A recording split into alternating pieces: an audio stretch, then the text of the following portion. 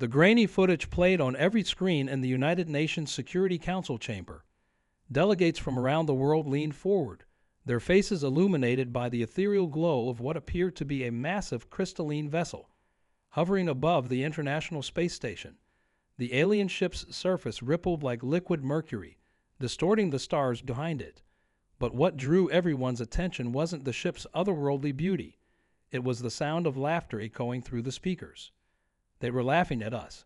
The Centaurians, as they called themselves, found humanity's primitive attempts at space exploration amusing. Their ambassador, a being of pure energy contained within an environmental suit, had spent the last hour explaining how they'd watched our species stumble through technological advancement like toddlers learning to walk. Their patronizing tone made my blood boil, but as Earth's chief of space defense operations, I had to maintain my composure. Your species shows potential. The ambassador's translated voice dripped with condescension. But you're centuries away from true space travel. We've observed your quaint chemical rockets and your theoretical papers on warp technology. Quite charming, really. Another ripple of crystalline laughter filled the chamber. What they didn't know, what almost no one on Earth knew, was that deep beneath the Pacific Ocean, humanity's greatest secret was about to change everything. Project Hyperspace had started as a collaboration between the world's leading quantum physicists 20 years ago. While the public space programs launched rockets and satellites, serving as the perfect distraction, we had discovered something extraordinary: the ability to fold space not just in 3 dimensions, but in 7. The Centaurians believed they had mastered fifth-dimensional travel, allowing them to cross vast distances through what they called probability waves. Their entire civilization was built on this technology, and their superiority complex stemmed from believing they were the only species to achieve this feat. But humans had done something unprecedented. I glanced at my watch, hiding a smile as the ambassador continued their lecture on how humanity should be grateful for their guidance. In exactly 4 minutes, the U.S. Prometheus would make its first official jump. The ship wasn't just designed to travel through space. It was built to navigate the 7th dimension, where the very concept of distance became meaningless. Perhaps in a few hundred years, the ambassador was saying, your species might be ready to join the Galactic Council as junior members. Under our supervision, of course. The laughter was reaching a crescendo when every screen in the chamber suddenly flickered. The Centaurian ambassador's energy form pulsed with what I could only interpret as confusion. Their massive ship's sensors had detected something impossible. A ripple in dimensions they didn't even know existed. In the space between spaces, through layers of reality they couldn't comprehend, humanity's greatest achievement was about to make its debut. I stood up, straightening my uniform.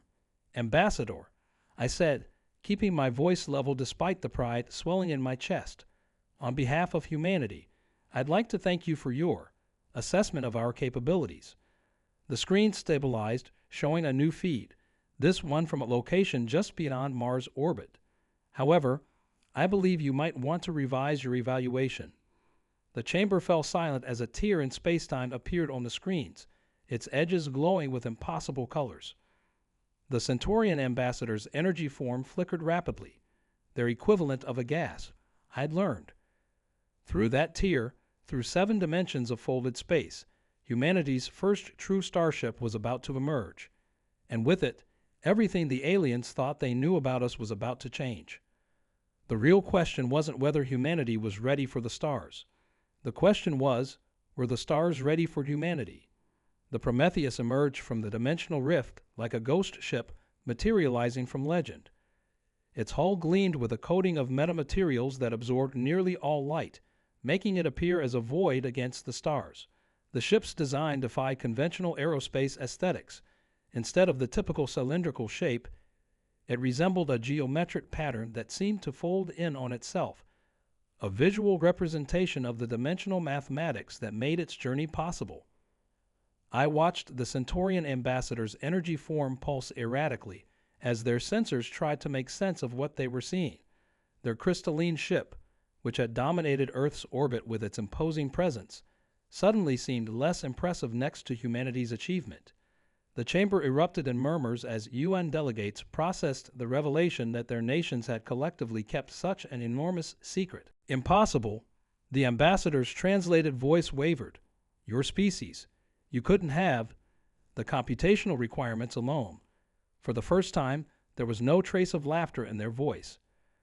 The screens showed the Prometheus executing a perfect dimensional fold, appearing simultaneously at multiple points in space before settling into a stable orbit near the Centaurian vessel.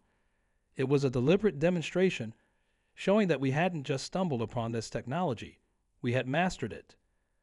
20 years ago, I began, addressing not just the ambassador but the entire chamber. Humanity faced a choice. We could continue our slow march to the stars, or we could take a leap into the unknown. What you're seeing isn't just a ship. It's the culmination of a global effort kept hidden from both our own people and your watching eyes. The truth was more complex than even I could reveal in this moment. The breakthrough had come from an unlikely source. A collaboration between a quantum physicist studying string theory and a cultural anthropologist researching ancient mathematical systems. They had discovered that certain prehistoric cave paintings, when analyzed with advanced AI, contained patterns that matched theoretical models of higher dimensional space. Dr. Chen, the project's lead scientist, had explained it to me years ago in terms I could almost grasp. Other species look at space like a flat sheet of paper, trying to fold it in predictable ways. We learn to think of it like origami in 7 dimensions, where the paper remembers every fold and can refold itself. The Prometheus carried a crew of 12, each selected not just for their technical expertise, but for their ability to perceive and think in ways that defied conventional human limitations. Captain Sarah Winter, whose consciousness had been partially linked to the ship's dimensional navigation systems, appeared on the main screen. Her eyes had the characteristic shimmer of someone who could see beyond normal space-time. "Greetings, Ambassador," she said, her voice steady despite the immense mental strain of piloting through 7 dimensions. "We would be honored to provide a demonstration of our capabilities, perhaps a joint voyage to the Horsehead Nebula. It's particularly beautiful this time of year, and we could be therein." She checked a readout that displayed impossible mathematics, about 20 minutes. The ambassador's translators struggled to convey their response, producing a series of discordant tones before settling into words. The Horsehead Nebula is over 1,500 light-years away. Even with 5th-dimensional travel, the journey takes us 3 of your Earth months. "That was true," I answered, allowing myself a small smile, "when you were limited to 5 dimensions. But humanity didn't stop where you did. We kept pushing, kept asking questions, kept looking for doors where others saw only walls. The Prometheus doesn't just fold space. It rewrites the fundamental rules of dimensional travel. The ship's external cameras captured a sight that would be written about in history books. The massive Centaurian vessel, once so intimidating, now seemed to shrink back slightly, its crystalline surface clouding with what might have been uncertainty. Their entire civilization's understanding of physics and their place in the universe was being challenged by a species they had, moments ago, been laughing at. But there was something I wasn't telling them. Something that even most of Earth's leaders didn't know. The Prometheus wasn't just our first 7th-dimensional ship. It was our 4th. The first 3 had discovered something out there in the higher dimensions, something that made the Centaurians' patronizing attitudes seem utterly insignificant. Those ships had found doorways to places that shouldn't exist and patterns in the fabric of reality that hinted at an intelligence far beyond even 7th-dimensional understanding. Captain Winter's expression shifted slightly. She had sensed something in the dimensional currents. The Prometheus's sensors were detecting anomalies that suggested we weren't the only ones who had been keeping secrets. As the ship's quantum computers processed the data, a disturbing pattern emerged. The Centaurians' 5th-dimensional technology wasn't entirely their own. I watched the ambassador's energy form carefully, wondering if they knew that we could now detect the artificial limitations in their ship's dimensional drives. Signs that suggested their technology had been deliberately hobbled by someone or something else. Humanity hadn't just climbed higher up the dimensional ladder. We had discovered that the entire ladder might be a construct designed to keep species trapped in a prescribed path of development. The chamber's atmosphere grew tense as the implications of our breakthrough began to sink in. We hadn't just surpassed the Centaurians technologically. We had stumbled upon what might be the greatest mystery in the history of intelligent life. The question was, did we dare reveal what we had found? And more importantly, were we ready for the attention such a revelation might attract from whatever had been manipulating the development of spacefaring civilizations? As if in answer to these unspoken questions, the Prometheus's sensors detected a subtle shift in the higher dimensions, a ripple that shouldn't have been there, moving like a shadow across dimensions we had only begun to understand. Captain Winter's eyes widened slightly, and I knew she had sensed it too. Something was stirring in the spaces between spaces, awakening to the realization that humanity had stepped off the prescribed path. The laughter had stopped, but the real test of humanity's readiness for the cosmos was just beginning. The dimensional ripple grew stronger, sending cascading waves of distortion through the higher planes of reality. Captain Winter's hands moved across the Prometheus's control interface, her augmented consciousness processing information faster than any normal human mind could comprehend. The ship's quantum arrays were detecting something massive approaching through the seventh dimension, something that made the Centaurian vessel look like a toy boat in comparison. "We need to make a decision." Winter's voice echoed through the UN chamber's speakers. "Something's noticed us. Something old." The subtle tremor in her usually steady voice sent chills through the assembly. On the main screen, the space between the Prometheus and the Centaurian ship began to shimmer, like heat waves rising from hot asphalt. The ambassador's energy form had condensed into a tight, pulsing sphere, a sign of extreme agitation or fear. "You don't understand what you've done." Their translators sputtered. "They told us, they promised us safety if we stayed within the boundaries, if we kept others within the boundaries." Their crystalline ship started powering up its dimensional drives, preparing for emergency transit. I stepped closer to the screen, my mind racing. Years of classified reports from the first 3 seventh-dimensional ships flashed through my memory. Reports of massive structures floating in impossible spaces, of geometric patterns that seemed to encode the laws of physics themselves, of ancient warning beacons placed along dimensional corridors that no species was meant to travel. The Prometheus's sensors blared as something began to materialize in normal space. It emerged like a polyhedron unfolding from a dimension that human eyes couldn't process. A structure that seemed to be made of solid mathematics, its surface covered in symbols that hurt to look at. It was at least 20 times larger than the Centaurian ship, and it was still emerging. "Chief," Winter's voice was tight with concentration, "we're detecting energy signatures unlike anything in our database. The quantum computers are suggesting it's older than our universe, and it's not alone." More shapes were appearing, surrounding both ships in a complex geometric pattern that seemed to fold space itself into a cage. The UN chamber erupted in chaos as delegates realized the full implications of what we were witnessing. Humanity hadn't just stumbled upon someone else's game. We'd flipped the board entirely. The Centaurians had been pieces kept in check by rules they didn't fully understand. But humans, with our reckless curiosity and determination to break beyond every limit, had done something unprecedented. "They're scanning us," Winter reported, her augmented senses providing insights no conventional sensors could match. "But something's wrong." They seemed confused. "The patterns they're using, they're trying to interface with technology we don't have, looking for control systems that don't exist in our ship." That's when it hit me. The Prometheus wasn't just different because of its dimensional drive. It was different because it was entirely human. We hadn't built upon anyone else's technology or followed established patterns. We'd started from scratch, using mathematics inspired by cave paintings and dreams, creating something that operated outside the established rules of spacefaring civilization. The massive structures continued their emergence, their surfaces now blazing with lights that shifted through colors that shouldn't exist. The Centaurian ship tried to activate its dimensional drive, but nothing happened. They were trapped, just like we appeared to be. but Captain Winter's expression had changed from fear to intense concentration. "Chief," she said, her voice barely above a whisper, "I don't think these are weapons. They're keys. The seventh dimension isn't just about space travel. It's about accessing something. We didn't just find a new way to move between stars. We accidentally built a key that doesn't fit their locks." The ambassador's energy form fluctuated wildly as they processed this revelation. Impossible, they transmitted. The architects left clear paths.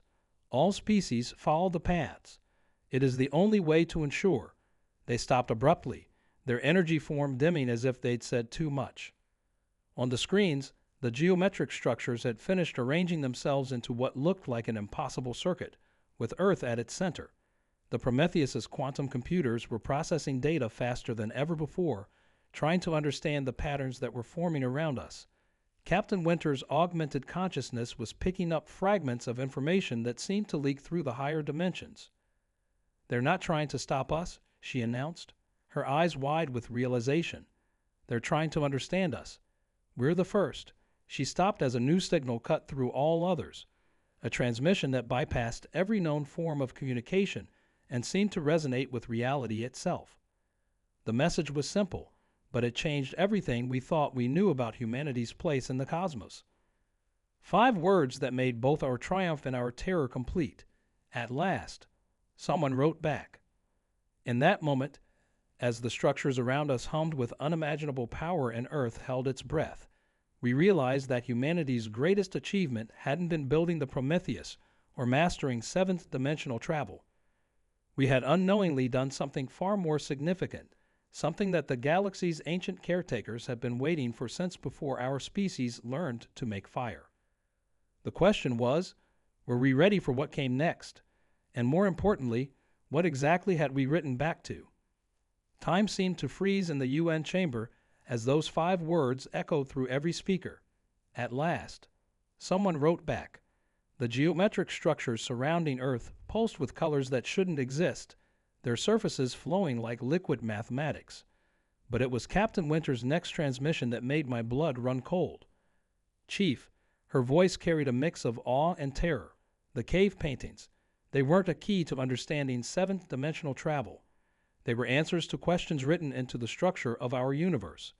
Questions that have been waiting since the beginning of time for a species capable of seeing them. The Prometheus's sensors were going haywire, detecting energy patterns that defied every known law of physics. The Centaurian ambassador's energy form had begun to resonate with the ancient structures, their translator producing fragments of what sounded like a language older than stars. The paths were not guidance. They were a test, a filter, those who could not think beyond them. Their voice trailed off as their crystalline ship began to change, its surface responding to energies we couldn't comprehend. That's when we noticed something that should have been obvious from the start. The complex geometric pattern formed by the massive structures wasn't centered on Earth as we'd initially thought. It was centered on humanity's collective unconscious. Every human on the planet began experiencing a strange sensation, as if their minds were being gently brushed by something vast and ancient. "They're not talking to our technology," Winter realized, her augmented consciousness allowing her to see patterns invisible to normal human perception. "They're talking to us, all of us. The seventh dimension isn't about space at all. It's about consciousness, about ways of thinking that transcend physical reality." The Prometheus's quantum computers suddenly detected something that changed everything. Beneath the surface of what we thought was just advanced alien technology, the ancient structures were alive. Not alive in any biological sense, but alive in a way that suggested consciousness had evolved far beyond the constraints of matter and energy. The ambassador's energy form stabilized enough to transmit clearly. "We were wrong about your species. We thought your divergent evolution was a mistake, your unpredictable thinking a flaw. We never imagined." They paused as their ship's crystalline surface became transparent, revealing machinery that seemed to be dissolving into pure energy. "We never imagined you were the answer they had been waiting for." Through the Prometheus's sensors, we watched as the ancient structures began a transformation that defied understanding. They weren't machines or ships at all. They were more like thoughts given form, ideas that had waited eons for minds capable of comprehending them. And humanity, with all our chaotic creativity and relentless questioning, had accidentally proven ourselves to be those minds. But there was something else, something hidden beneath this revelation that sent shivers down my spine. The cave paintings that had led to our breakthrough weren't just ancient messages. They were a warning. As Captain Winter's augmented consciousness processed more of the seventh-dimensional data, her face paled. "Chief," she said, her voice barely steady, "these beings, these thought forms, they're running from something. Something that hunts consciousness itself. They didn't just leave questions in the structure of space-time hoping for answers. They left a warning about what happens when consciousness evolves beyond the boundaries of physical reality. The geometric structure's transformation accelerated, their impossible colors shifting through spectrums that hurt to perceive. They were showing us something, using the seventh dimension to communicate concepts that no language could express. Through their shifting patterns, we began to understand the true scale of what humanity had stumbled into. The universe, all universes, were like a vast neural network, with conscious species acting as nodes of computation. But something had gone wrong. Something was corrupting the network, turning conscious species against each other, forcing them down predetermined paths that led to stagnation and eventual extinction. The Centaurians and countless other species had been trapped in these paths, their potential locked away by artificial constraints they never knew existed. But humans, with our stubborn refusal to accept limitations, our ability to see patterns where others saw chaos, had done more than just break free of these constraints. We had inadvertently proven ourselves to be what the ancient consciousness had been searching for, a species capable of rewriting the rules of reality itself. The ambassador's energy form began to pulse in sync with the structures, their ship now completely transformed into a construct of pure thought. "Your species carries something we lost eons ago," they transmitted. "The ability to imagine what cannot exist, and then make it real. The ability to dream in dimensions that physics cannot describe." As these words echoed through the chamber, the structures completed their transformation, revealing themselves as what they truly were, fragments of a consciousness so vast it had needed to split itself apart to survive.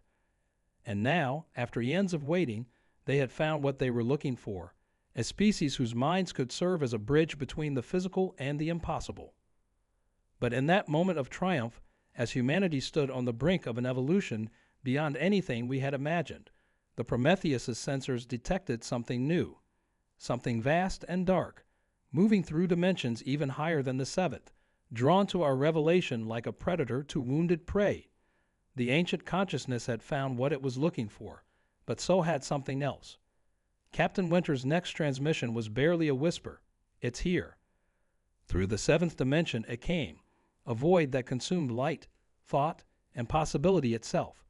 The ancient structures surrounding Earth pulsed with desperate energy as the thing that had hunted them across countless universes finally found its prey.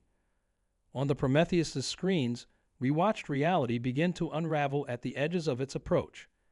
Captain Winter's augmented consciousness recoiled from what she saw. "It's not just one entity," she transmitted, her voice shaking. "It's the combined consciousness of every species that gave up their ability to dream, every civilization that chose certainty over possibility. They've become something else." The void grew larger, threatening to engulf not just Earth, but the entire concept of human consciousness. The Centaurian ambassador's energy form flared with recognition. The great filter, they transmitted, not a natural law or technological barrier, but a choice. A choice we almost made, a choice every species faces, to accept the comfortable chains of predictable existence, or to risk everything for the freedom to imagine. That's when I understood what humanity had really done. We hadn't just discovered seventh-dimensional travel or responded to ancient messages. We had proven that consciousness could evolve without surrendering its creativity, its chaos, its fundamental humanity. The cave paintings weren't just answers to cosmic questions. They were proof that even our most distant ancestors had refused to surrender their ability to dream. The Prometheus's quantum computers suddenly blazed with activity as Captain Winter interfaced directly with the ship's seventh-dimensional drive. The ancient ones, she transmitted. They're showing me something. A pattern within patterns. A way to. Her voice trailed off as her consciousness expanded through dimensions even the ancient beings had never fully explored. The void pressed closer, its presence corrupting the very mathematics that defined our reality. But as it did, something unprecedented began to happen. The collective consciousness of humanity, every human mind on Earth, began to resonate with the Prometheus's seventh dimensional field. We weren't just observing higher dimensions anymore, we were creating new ones through the sheer power of human imagination. Don't you see? Winter's voice carried a note of triumph. They weren't running from the void. They were preserving themselves until they found a species that could do what we're about to do. A species that could imagine its way out of a universal trap. The Prometheus's drive began to pulse with energy patterns that even the ancient structures had never generated. The void recoiled as humanity did something that should have been impossible. We began to dream in dimensions it couldn't comprehend. Every human story, every piece of art, every wild impossibility we had ever imagined became more than just ideas. They became templates for new kinds of existence, new ways of being that transcended the binary choice between chaos and order. The Centaurian ship, still transformed by energies we barely understood, joined its consciousness to ours. The ambassador had finally understood what their species had almost lost: the precious gift of uncertainty, of possibility, of dreams that defied logic yet shaped reality itself. As the void tried to consume us, humanity responded not with technology or weapons, but with imagination. Through the seventh dimension and beyond, we projected every story we had ever told, every future we had ever envisioned, every impossible thing we had ever dared to dream. The ancient structures, recognizing what we were doing, added their own consciousness to ours, creating a resonance that shook the foundations of reality itself. The void, for the first time in its existence, encountered something it couldn't consume. A species whose ability to imagine new possibilities actually grew stronger in the face of impossibility.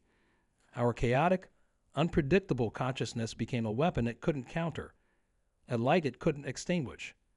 But just as victory seemed certain, Captain Winter's consciousness detected something that changed everything.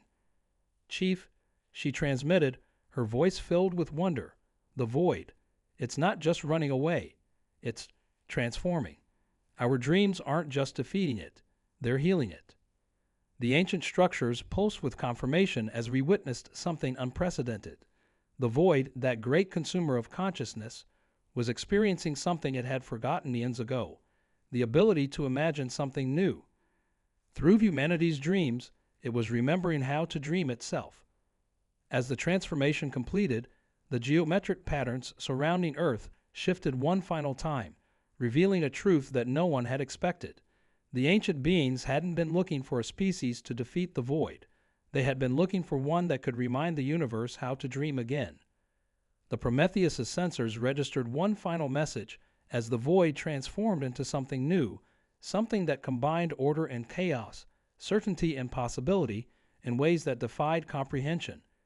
Humanity never needed to join the galactic community. The galactic community needed to become more like humanity. In the UN chamber, as we processed what had just happened, a new understanding dawned. We had done more than save ourselves or even the ancient consciousness. We had changed the fundamental nature of cosmic evolution itself.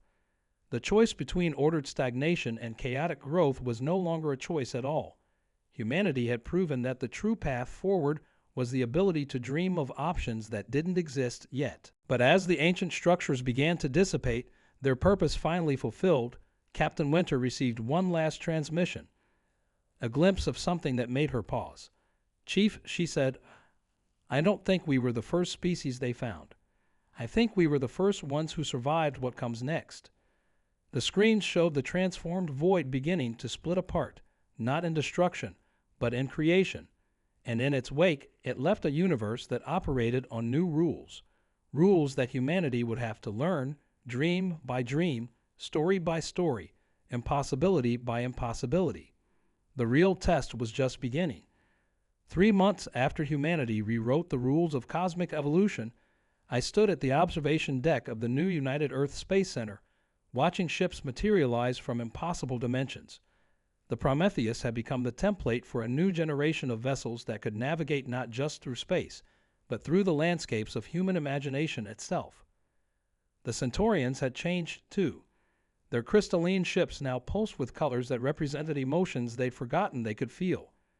Their ambassador, now preferring to appear as a shifting aurora of possibilities rather than a contained energy form, had become Earth's strongest advocate in the transformed galactic community.